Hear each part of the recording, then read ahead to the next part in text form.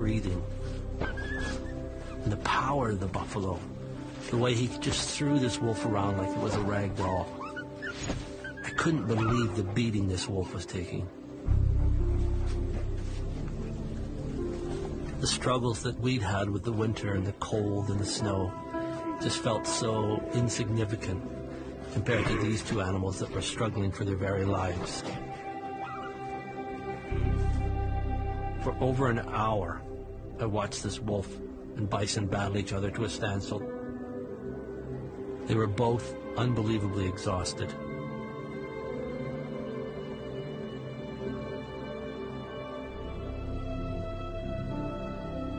The bison is fatally wounded.